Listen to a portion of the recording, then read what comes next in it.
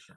The solar and storage industry is always going to evolve and iterate to improve customer satisfaction and enable quicker, cheaper, and safer installations. This proposed regulation is not a pesky hindrance to those efforts. It fundamentally undermines them, stifling innovation, penalising good contractors, and harming consumers. Yotta Energy strongly opposes the proposed regulation that inhibits C46 contractors from installing energy storage systems. Thank you. Thank you.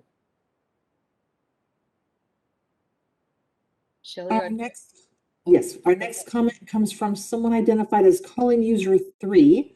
I'm sending a request to unmute your microphone. If you can click the unmute me button that appears at your end.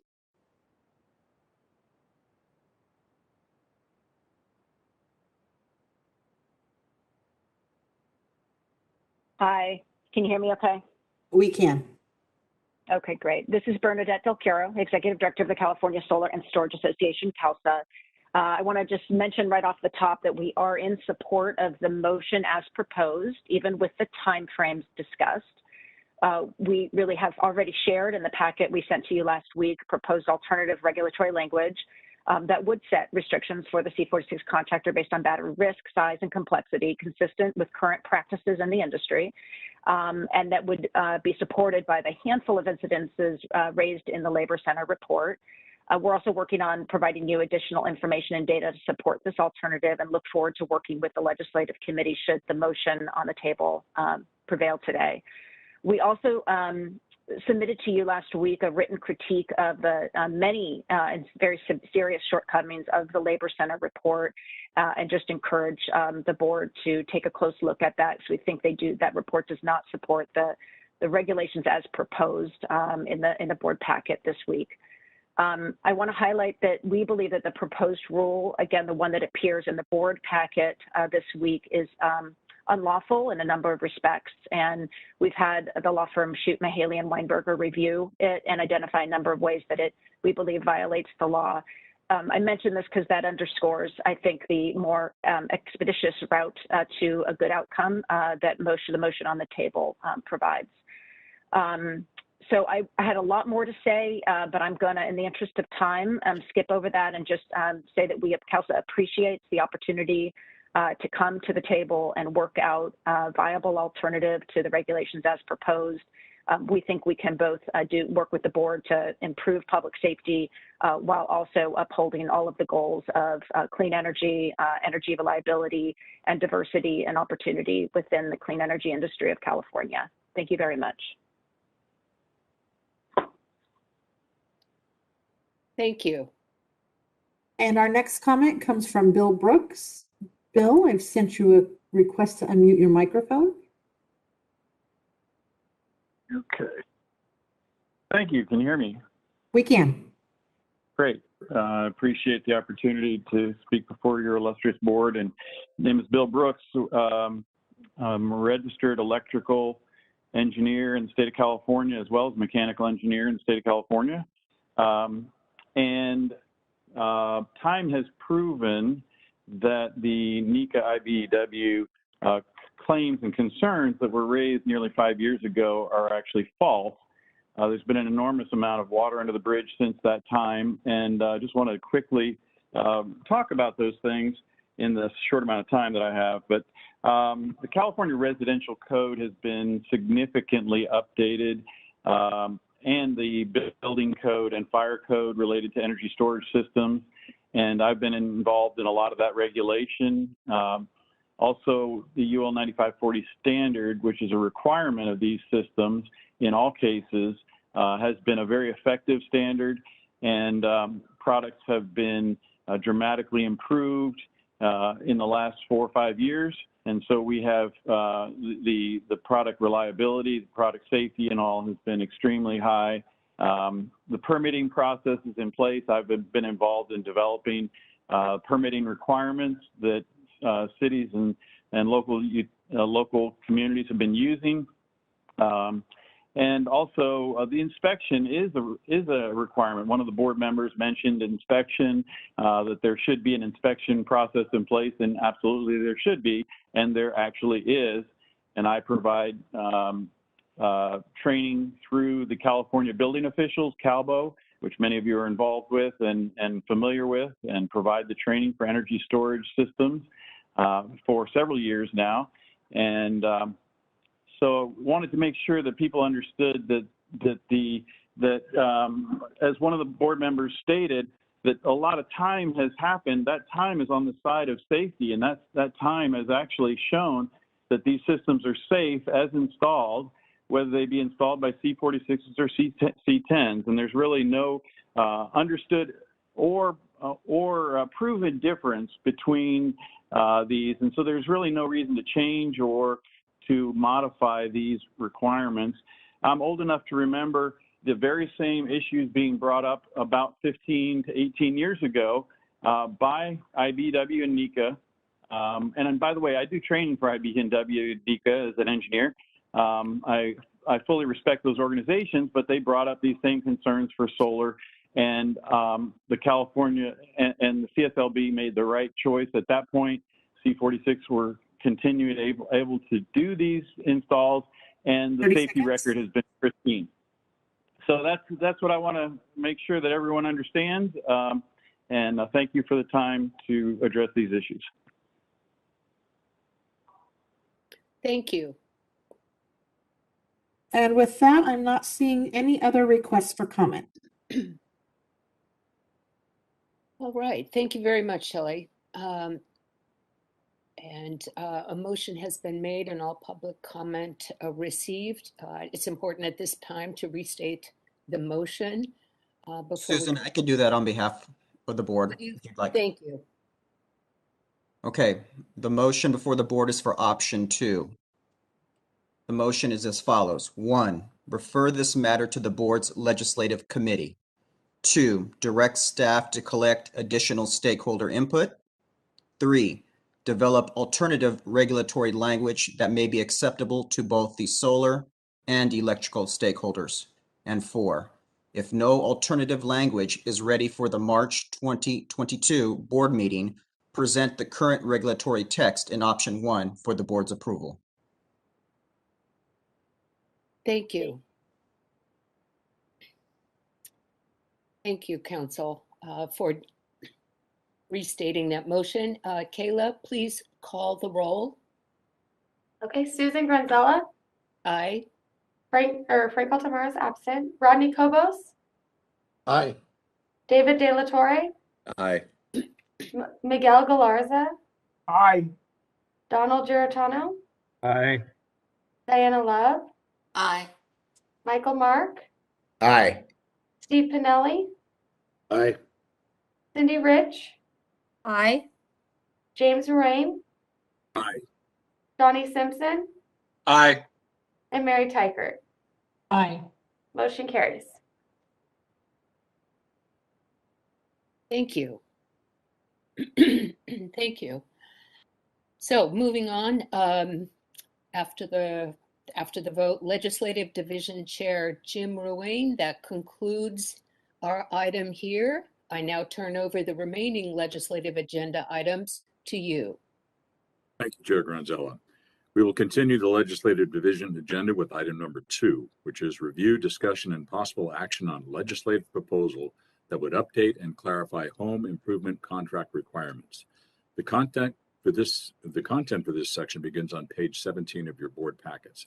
This is a summary of a project the Legislative Division is working on to clarify and improve the CSLB's home improvement contract requirements.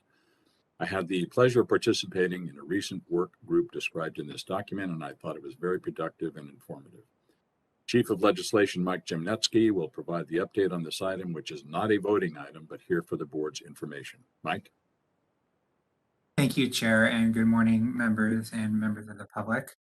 Not much to add on this item beyond what is in the packet. This is a very large project that would amend between really 20 to up to over 30 sections of our home improvement contract laws in the Business and Professions Code to make them more clear and usable for consumers and contractors while bringing them up to modern day without compromising, of course, any consumer protection. So we will keep working on this, and we'll bring our changes to a future legislative committee meeting. So on this item, the word is stay tuned. Thank you, Mr. Ruane. Thank you, Chief. This is a status update only. No further action is required from the board at this time. Our next item number 3, review, discussion, and possible action on legislative proposal that would increase administrative civil penalties for unlicensed contracting and licensee failure to comply with building permit requirements. The content for this section begins on page 21 of your board packets. This is a legislative proposal for the board to consider sponsoring as a new bill for the 2022 legislative session. As described in the proposal, CSLB has been working with the California Energy Commission, the CEC, to workshop solutions that ensure HVAC equipment is appropriately permitted and inspected in compliance with Title 24 Clean Energy Standards. The ultimate purpose is to further the state's building decarbonization goals. We do want to note a couple of changes from what's in the packet as it relates to this agenda item. Both the agenda itself for this item, as well as the header on page 21 of this proposal, indicate that this proposal involves unlicensed practice. However, the proposal only applies to increased civil penalties for licensed practice at this time. Since increasing penalties for unlicensed practice is a strategic plan item, staff determined it would be best to work with stakeholders on a separate plan for addressing penalties for unlicensed practice. With that, I'll turn it over to Chief Jamnetsky again to share any additional information.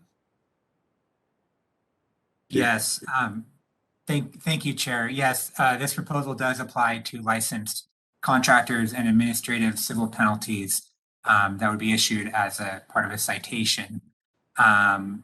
So the proposal does increase the penalty amount for various health and safety violations by licensed contractors, but most importantly for building permits. So I'll try not to take too much time here. I just thought I would provide a brief explanation of the draft language on page 22. I know we have a couple new board members, and this will be their first staff legislative proposal to vote on. So if I could take everyone to page 22 in the packet.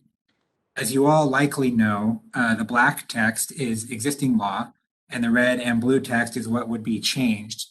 So if you see in the middle of page 22 of your packet, this proposal would add section 7110 to the higher tier of civil penalty violations. So you'll see right now the max is 8,000 for most violations and 30,000 for this higher tier that we're referring to. So this amendment would add section 7110, which you see here on the page, to the higher tier.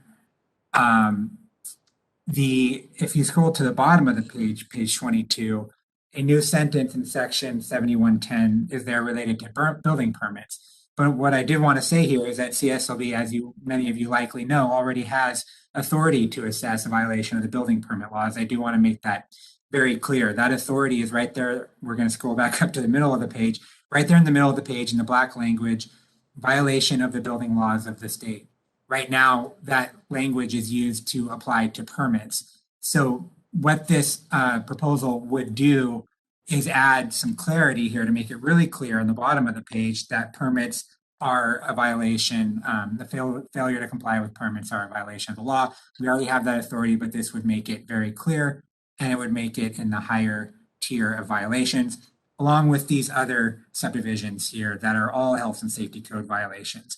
And if there are any questions, I can let the board members know what these subdivisions are, because they refer to laws and not actual, for example, subdivision G talks about the penal code. What that is illegal dumping. So if anybody wants any clarity on those, let me know. But I just wanted to explain this proposal a little bit. Thank you, Mr. Chair. Thank you, Mike. If you have any questions, looks like we're okay.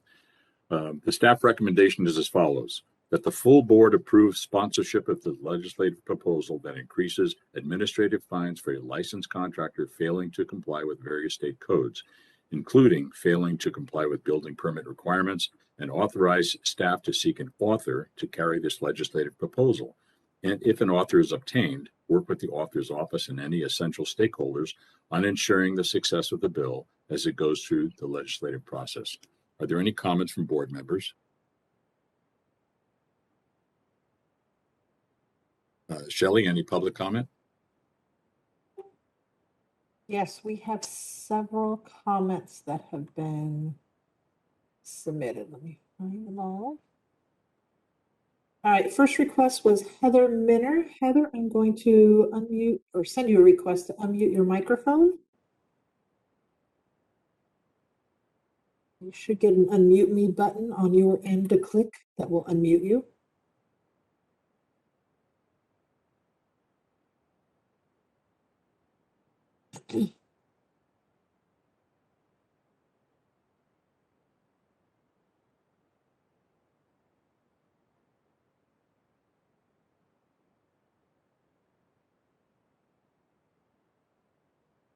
All right, I'll move on to,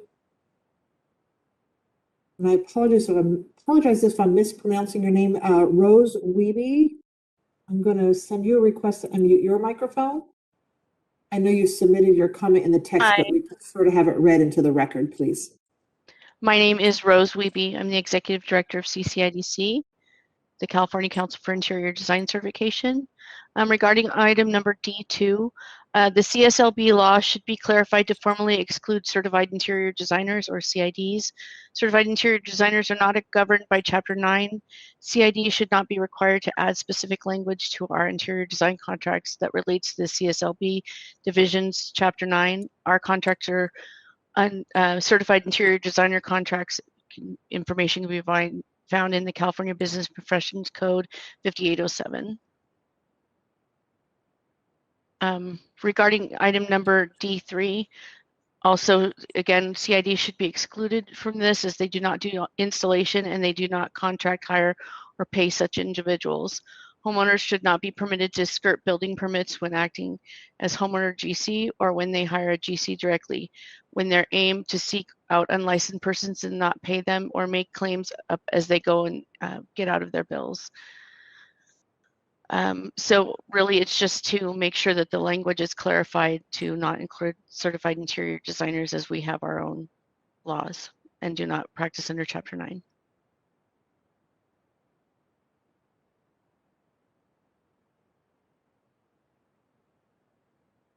All right, I'm going to circle back to Heather Minner. Heather, I've sent the request to unmute your microphone. If you can please click the unmute me button.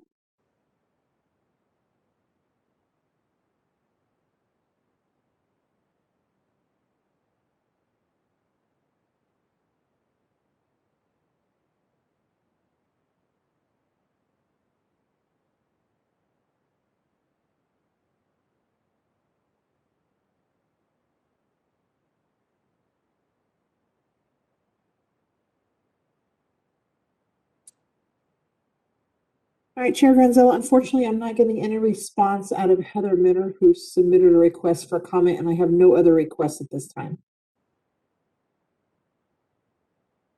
Great. Thank you, Shelley. At this time, is there a motion and a second? So this is Board Member Michael Mark. I would like to make the motion as staff recommendation to proceed with trying to get a stakeholder and find someone to make these changes of this proposed amendments. We have a motion by Michael Mark. Is there a second? It's Johnny, I second it. Simpson is the seconder. Any board comments on the question? Shelley, any public comment? I am not seeing any other requests at this time. Thank you. Kayla, will you call the roll, please? Susan Granzella, Aye. Frank Altamar is absent. Rodney Cobos, Aye. David De La Torre, Aye. Miguel Galarza, Aye. Don Giordano, Aye. Diana Love, Aye.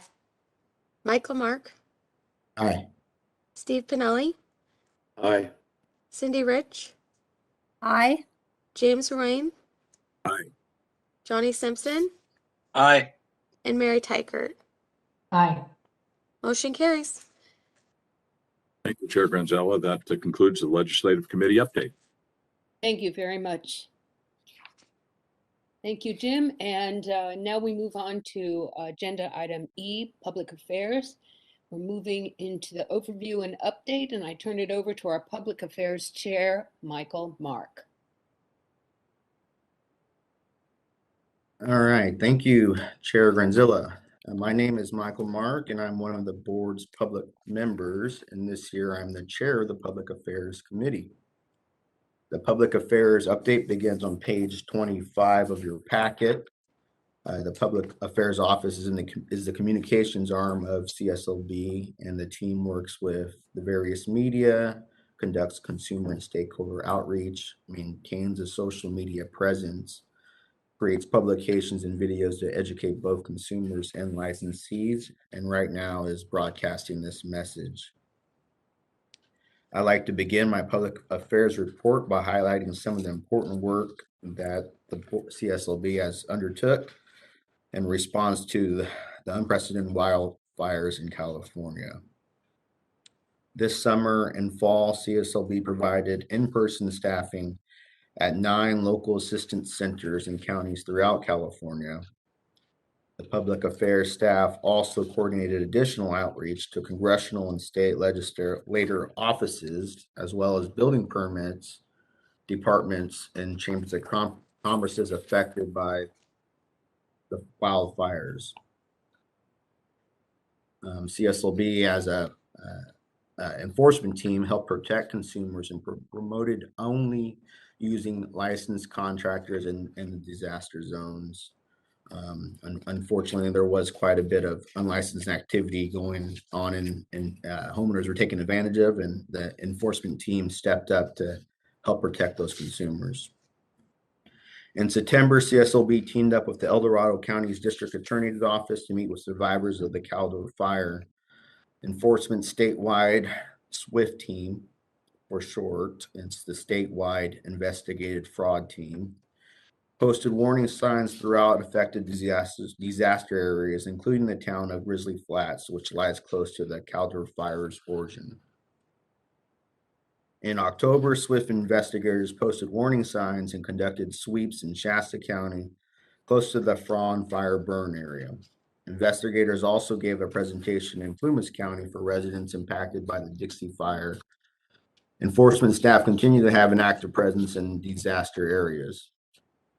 Public affairs and enforcement staff earlier this month partnered with the Valley Contractors Exchange to conduct an online Butte County disaster recovery workshop to help wildfire survivors during the rebuild process. While disaster response has been a priority, I'd also like to highlight some of the other work of the Public Affairs Office, beginning with basically video and digital services. Switching to page 30 of the board packet, you would see a list of all the live and recorded webcasts that the Public Affairs Office has promoted. Of these, the Public Affairs Office has continued to collaborate with licensed staff to produce a live interactive online workshop on the first Friday of each month for those interested in getting a California contractor's license. This workshop is called Get Licensed to Build. Coming up on December 10th, we'll hold an online Get Licensed to Build workshop in Spanish with Spanish speaking staff answering questions in real time. Starting in January, we will hold the Spanish workshops monthly on the third Friday of every month. As you can see on page 30, there is a wide variety of series of quick tip videos for the website and social media. These short videos offer basic information about exam study guides, home improvement contracts, and contracting in disaster areas. I believe Shelley, as the moderator, we have a video that we're going to be sharing now. And this is one of those videos produced by the Public Affairs Office, and it's called Quick Tips, Contracting in Disaster Areas.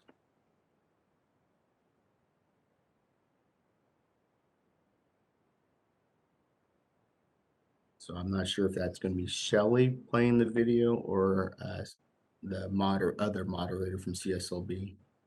They're working on it. Okay.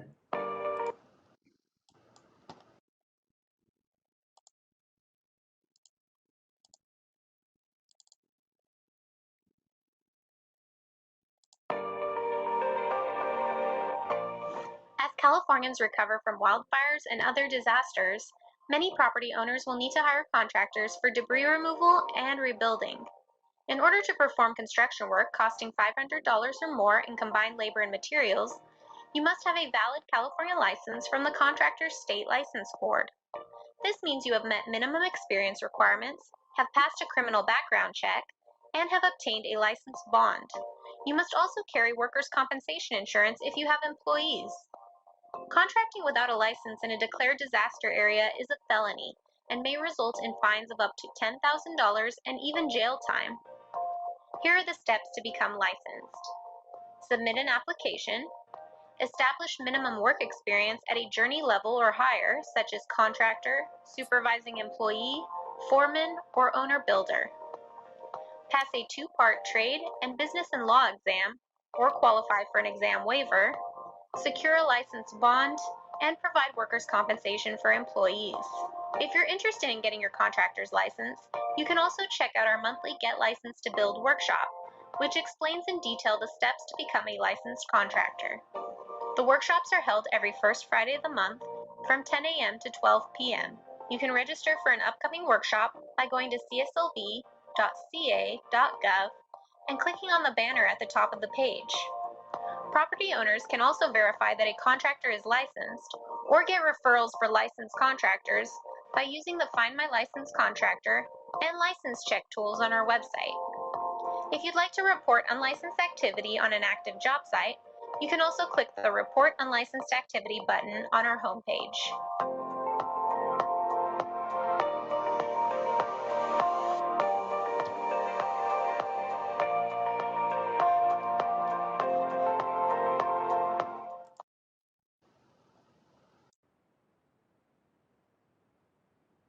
All right, thank you for that video. Staff in the Public Affairs Office is currently trying to, for that specific video, make Spanish translations for that video and all the additional videos in our library. So moving on to page 32 of the meeting packet, it outlines some of our social media posts via Facebook and Twitter of the information provided by the CSLB. These include social media campaigns for the new B2 residential remodeling classification and on construction industry's suicide prevention, along with ongoing posts promoting the work of CSLB's statewide investigation fraud team. We invite you to follow CSLB on Facebook, Twitter, Instagram, YouTube, LinkedIn, and Flickr. You can find the links on the CSLB website. For stakeholder communications, public affairs staff have issued a number of industrial bulletins, most recently on the fee increase, and with another going out in December on new laws that have been passed for 2022. A newsletter is also expected to be emailed in December. Media relations is another important responsibility of the Public Affairs Office. Moving on to page 37 of your board packet. Besides responding to more than 65 media inquiries, staff also distributed press releases on enforcement stings and sweeps, along with one urging wildfire survivors to hire only licensed contractors. On page 38, you can also see how the CSLB is working with California legislators on our regular consumer and also senior scam stoppers workshops. These are all being held via Zoom. Hundreds of consumers have been reached in person at these events, and then these videos are posted to the legislators' websites where they can get more views. Moving on to page 39, you can see a list of graphics and publication projects completed by our public affairs staff. Updates for the 2022 edition of the California Contractors License Law Reference Book are on schedule, and the book is expected to be distributed in mid to late January. Finally, staff has been regularly updating the employee-only intranet sites with stories, photos, information updates. It has been a busy year for the public affairs staff to further the CSLB's communication objectives.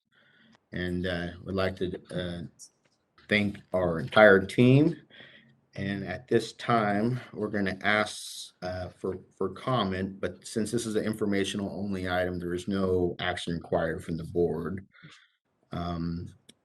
Miss Joya Emard is our public affairs manager, and she's joining us if there's any board comment. Shelley, are there any hands raised for board member comment or questions?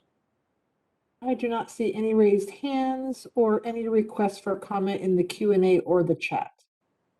Okay, so there's no public comment. And Chair Granzella, that concludes the public affairs program update. Thank you. Thank you, Michael. Let's move on to agenda item F, licensing and testing. Leading us through the licensing and testing portion of our meeting is Licensing Committee Chair Miguel Galarza. Miguel, the floor is yours. Thank you, Chair Gonzalez. Welcome, board members, and thank you, Susan. Find that the current licensing update, my section starts on page 45 of the packet. And for your pleasure, I'd like to highlight a few things to the board. A couple of good things that are happening with the board, giving updates by Justin. We'll find that, regarding applications, and the application unit itself is now fully staffed. And the current wait time is approximately 4 weeks to process an application waiver. Application is approximately 4 weeks. There are some issues that remain with the exam application, which stands at 7 weeks. However, the unit has just recently completed hiring and filling vacant positions and is currently training those new team members. And so the goal, as Justin tells me, is that by the beginning of next year, exam application processing to get it below 6 weeks. And by our next board meeting in March, the goal would be down to 3 weeks for a waiting period for new exams. If you like, we return to page 50 of our package, and we'll see that renewals continues to be steady. With the process time of renewals fluctuates between 2 and 3 weeks. And as a reminder to our licensee, everyone who has just one qualifier on the license can go and do that renewal on the website, complete their renewals online. Those who choose that option have the entire process completed and the license history updated within 24 hours. So fantastic news. However, there are 2 additional items or areas that I'd like Justin to briefly debrief the board and find our experience. One of them is the experience investigation, and the second is on the call center. So with those 2 outstanding items, I'd welcome Justin to update the board. Thank you, Miguel. I just wanted to update the board first on our experience investigations. We're required under regulation to refer 3% of our applications to investigate to confirm whether or not the experience that's stated on the application is accurate and correct. Since COVID started, we have been handing off those investigations to the enforcement unit as opposed to handling them in our licensing unit. Since then, we have not been meeting our 3% obligation. We've been fluctuating between 2.1 and 2.5% each month. We're currently in the process with our personnel office of transferring a position to the enforcement unit so that we can actually get those numbers back up. I expect to report to you in March that we are doing that 3% once again, and we'll work to make that expeditious. The second item I wanted to bring to the board's attention is our call center wait times have started to creep back up again. We're now experiencing somewhere between 10 and 14 minutes on our rougher days. There's actually sort of 2 things to blame. We are having some network issues, but that's not as significant as some absentee issues we've had with our actual staff. Our plan is in January of next year to start having much more staff come into the office so that we can essentially mitigate these issues. we're not doing it immediately because in the holiday time, our call volumes are much lower than they are typically throughout the rest of the year. However, I want to make sure our wait times return to our goal, which is to stay under 6 minutes by the time spring gets here, because that's when our call volumes are the most significant. That was it. Thank you so much. Thank you, Justin. Before moving on to the next section of my agenda, testing update, do any of the board members have any comments regarding the licensing updates? Seeing and hearing none, Shelley, is there any public comment regarding this section of the agenda? I am not seeing any requests at this time. Thank you, Shelley. Then I will move on to our next item on this agenda, and that is the testing updates, which will begin on page 61 of your packet. And as you're aware, many of you are aware that the testing centers closed twice during the pandemic, and the staff has been working to eliminate the backlog due to these closures. It should be noted that pre-COVID, CSLB saw that the pending exam count was at 45,000 at any given time. Staff had been able to reduce that exam count down to about 55, and the remaining backlog should disappear by the time staff transitions to the exam administration to PSI exams, which is scheduled for the spring of next year. Finally, the exam development unit has had numerous remote workshops and continuing occupational analysis working for an updated existing exams. The new B2 residential remodeling contractors trade exam was released in August of this year, and the new law and business exam will be released in December. And staff are on schedule to release the new C49 trade exam by early 2023. With that, that concludes the testing update. Justin is available for the board if there's any questions regarding testing and testing updates. Do any of the board members have any questions regarding the testing update presentation? Actually, I do. This is Susan. I have a question on the transition, which I believe you said is going to be spring to PSI. And what we'd like to see, or what I'd like to see by next March, is sort of a detailed account of what we are retaining, what we're able to benefit from PSI, and what we are using on our own, still our testing content, because it's been over the years that's been refined. So how is that handled? It's sort of, was put off during COVID, but it would be interesting to find out how CSLB is reacting to, or how they are planning and managing the transition to a new testing format. Thank you. Not a problem, Susan. Briefly, essentially what's being transitioned is just administration. All content, etc., is still being handled by CSLB staff and will continue to do so in the future, but I'll provide more detail in March. Thank you. Great, thank you. Thank you, Justin. Any other comments from the board? Seeing and hearing none, Shelley, are there any public comments on this testing agenda? Not seeing any hand raises and no requests in the Q&A or the chat. Thank you so much.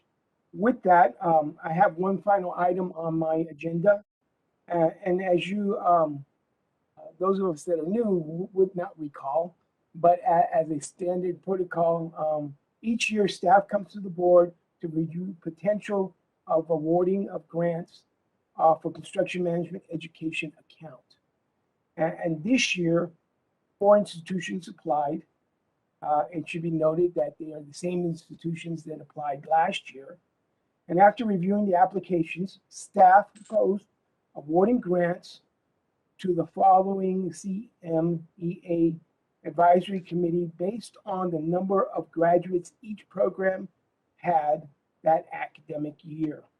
The committee made no alterations to that proposal. Staff now has asked us to consider the grant award amounts, and you can find that in your package on page 69. And for the instance of the staff to ask to consider two proposed grant options, I've asked Justin to brief us on this. Justin? Thank you, Miguel. Briefly, last year, our legislative chief, Michael Jimnetsky, was able to work with the legislature to change our budget so that each year, when funds are available, we can actually augment our typical $100,000 appropriation to a higher number. That was successful. The way that process works is we will work with Department of Finance on an annual basis to ask for permission to have that appropriation increased. Based on the funds that we've received in the last year, we asked the Department of Finance to increase that appropriation to $175,000 as opposed to the $100,000 we typically appropriate. We're actually waiting right now for the Department of Finance's answer.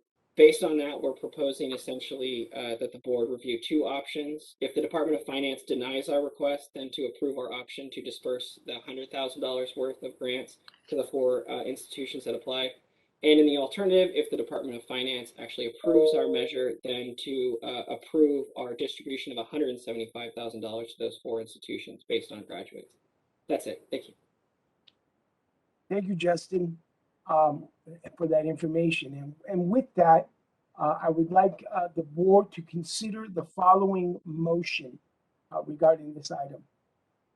And the motion would be as stated: direct staff to distribute the 2021 CMEA grant awards according to the staff recommendations on page 69, based on the determinations they received from the Department of Finance.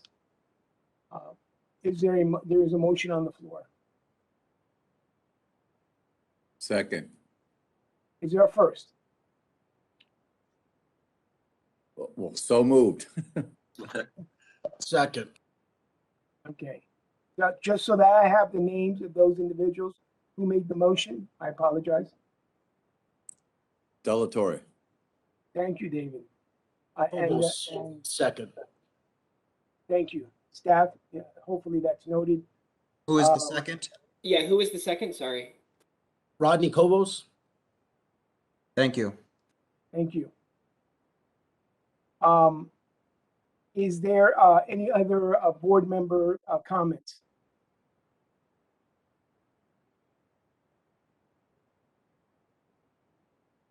Seeing and hearing none, should we vote on this item? Shelley? Is there any public comment? Excuse me, public comment. I am seeing no hand raises, no Q&A requests, and no chat requests for comment. Thank you. Should we take a roll? Excuse me, brother, board member Miguel, there is a public comment, Shelley, in the chat. They must have sent it to you because I don't see it on mine. They did. So it's James Alvarez. All right, James Alvarez, I've sent a request to unmute your microphone. And as a reminder, you'll have 3 minutes. Hello? Hello, we can hear you. Okay. I'm a C15 licensed contractor who recently got his license on May 4th. And on the acknowledgement letter where it says, pay your license fee, bonding, asbestos open exam, it does not disclose the franchise tax board acknowledgement. And I've been pretty confused on who I file my taxes with. So I had an issue with that. Also, are you planning on expanding the board locations to more locations like Tahoe?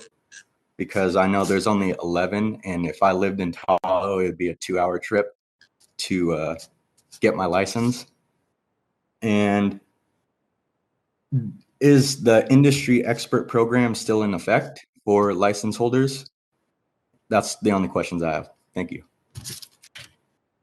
Hi, Shelley. If you wouldn't mind getting the gentleman's contact information, I can talk to him about the tax. In addition, I'll look for the closest location that you'll have starting next year for Tahoe. I believe there's one in Placerville, but I just need to check. I don't know for sure. And then with regard to industry expert, I'll talk to you offline and I'll get you the info you need from our enforcement division. Thank you. Yes, so Mr. Alvarez, if you could please in the chat send to either myself, Shelley Jones, or to CSLB your contact information, and then the program will follow up with you. And then for anybody else as we move forward, if you'd like to submit a request for comment, if you could please submit that to either Shelley Jones in the drop down or to everyone. That way I can see the request. That would be great. Thank you. Thank you, Shelley. Back to the motion on the floor. Are there any further public comments on that motion?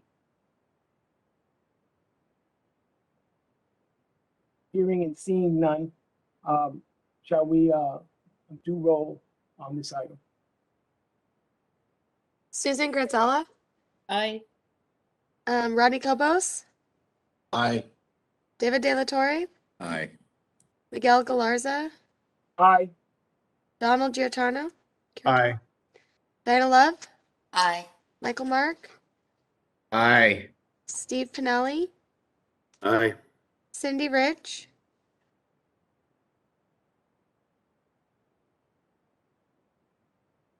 Cindy, sorry. Aye. Okay, thank you. James Rain, Aye. Johnny Simpson, Aye. and Mary Tykert. Aye. Motion carries. Thank you, Shelley. With that, that concludes the licensing testing agenda and my presentation. Back to you, Chair Gonzalez. Thank you, Miguel, for your presentation today. Next is enforcement, and I think after enforcement, we'll take a short break. We are now on the enforcement section. I turn it over to Enforcement Committee Chair Rodney Cobos. Thank you, Chair Gonzalez. On page 75 of your packets begins the enforcement program update and statistical overview. Starting on page 75, there are a couple of investigative highlights that I would like to bring to your attention. CSLB's enforcement program serves a vital role in protecting the public when they are most vulnerable, such as following a natural disaster, including the devastating wildfires of the past few years. I will be summarizing two of the highlights in this quarter's packet that demonstrate effective investigations where violations occurred in declared disaster areas. The first highlight is on page 75 of your packet. Following the 2017 Tubbs fire in Sonoma County, an unlicensed contractor, Peter Koch from North Carolina, recognized an opportunity to cash in on the devastation. Mr. Koch established Koch demolition and cleanup and began soliciting victims. Using a fraudulent license number and occasionally forging signatures, Koch contracted with multiple homeowners to clear their properties of fire-related debris. Acting on a tip received through Senator Mike McGuire's office, a peace officer in the CSLB's Special Investigation Unit opened an investigation in January 2018. Following a joint investigation with the FBI, the Sonoma County District Attorney's Office, and the Santa Rosa Police Department, CSLB executed a search warrant that ultimately led to the issuance of an arrest warrant and landed Mr. Koch on the CSLB's most wanted list. It took nearly 3 years, but in August 2021, the criminal prosecution of Koch finally came to an end. Koch pled guilty to felony grand theft, misdemeanor theft, and 2 counts of contracting without a license. Sentencing on the felony charges has been deferred pending Koch's successful completion of probation and full payment of restitution charged through his misdemeanor accounts. CSLB's investigation was beneficial in the passage of Senate Bill 1189 McGuire last year. The bill expanded the provisions of the Business and Professions Code to allow felony charges for contracting without a license in new home construction, in addition to home improvement in a declared disaster area. The new provisions of BPC 728.16 went into effect January 1st, 2021. The second highlight begins on the bottom of page 77 of your packet. Following the massive Woolsey fire that charred over 100,000 acres in Los Angeles and Ventura counties in late 2018, a Malibu property owner hired contractor Mauricio Heredia to clear burn debris from his property and to grade the lot for new construction. Permits from the city of Malibu were included in the contract price of $61,665, which was paid in full prior to the work being completed. A dispute with Mr. Heredia resulted in termination of the project. Upon inspection, the city of Malibu informed the homeowner that the grading was non-compliant and that additional work would need to be completed to bring the lot up to code. The homeowner then paid a correcting contractor an additional $54,038 to complete the work. Subsequently, the victim filed a complaint with the CSLB, and it was determined that Mr. Heredia was an unlicensed contractor that had arranged with a licensee to obtain permits necessary for the project. The licensee was found to be in violation of Business and Professions Code 7114, aiding and abetting an unlicensed contractor. A citation was issued, and the licensee was ordered to restitute the consumer $54,038. The licensee failed to meet the requirements of the citation, and consequently, his license was revoked on June 11, 2021. Additionally, a criminal case was referred to the Los Angeles District Attorney's Office against Mr. Heredia for contracting without a license in a declared disaster area, which can be charged as a felony, and for failure to secure workers' compensation insurance. The criminal complaint referral is currently under review by the LADA. The statistical overview begins on page 78. One key statistic I would like to mention is the increase in consumer filed complaints. As noted, CSLB initiated 572 more investigations during the time period of January 2021 to September 2021 than the same time period in 2020. This amounts to nearly a 5% increase year over year. Despite this measurable increase, the Enforcement Division is maintaining a manageable caseload as of September 2021. However, to keep up with the increase in consumer filed complaints, filling vacant positions is now a priority. This is for informational only. No action is required of the board. Is there any board comment?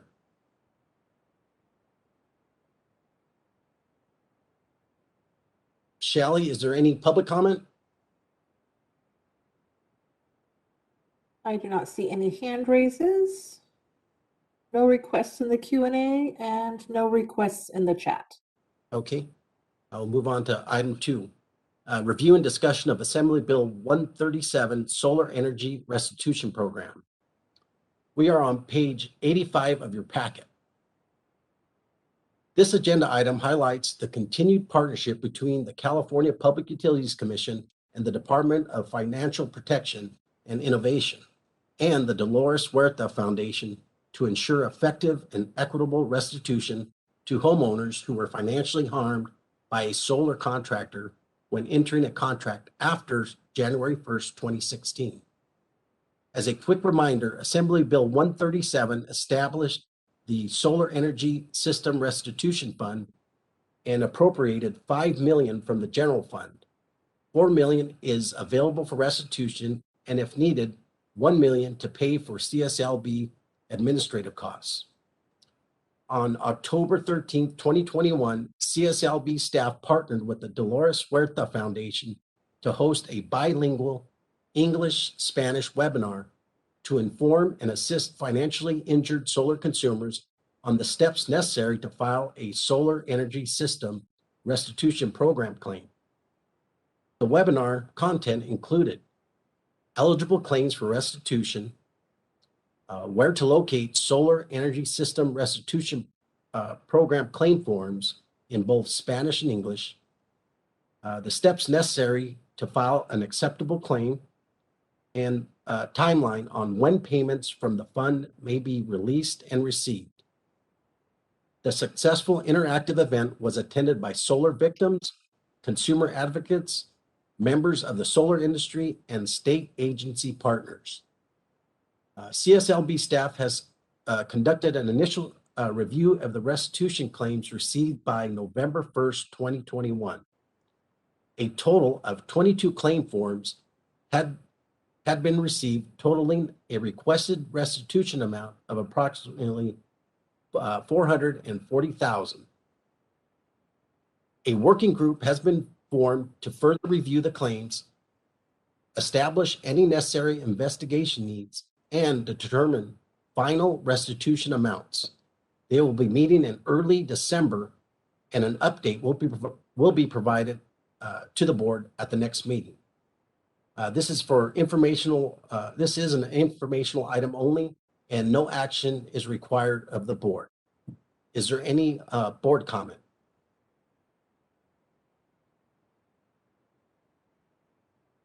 Shelley, is there any public comment? I am not seeing any hand raises and no requests in the Q&A or chat. Thank you. That concludes the Enforcement Committee update. Thank you, Rodney. So I think we can take a 10-minute break now. We've got executive and strategic planning left on our agenda, but it has been a few hours, pretty exciting hours. So let's take a 10-minute break and resume at 11:05. Thank you.